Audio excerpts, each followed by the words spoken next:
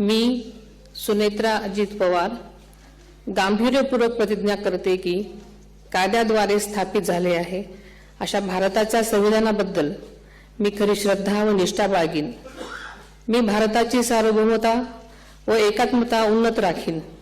मी महाराष्ट्र राज्याची उपमुख्यमंत्री म्हणून माझी कामे निष्ठापूर्वक व ससद विवेक बुद्धीने पार पाडेन आणि संविधान व कायदा यानुसार सर्व तऱ्हेच्या लोकांना मी गांभीर्यपणे व निपक्षपातीपणे तसेच कोणाच्याही विषयी ममत्वभाव किंवा आकस न बाळगता न्याय वागणूक देईन।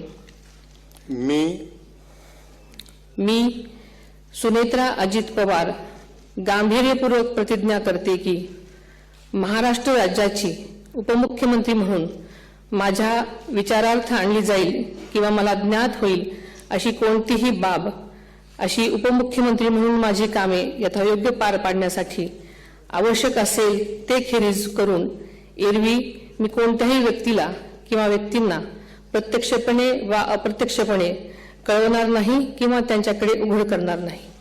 पढ़ते रहिए fight against criminal daily newspaper.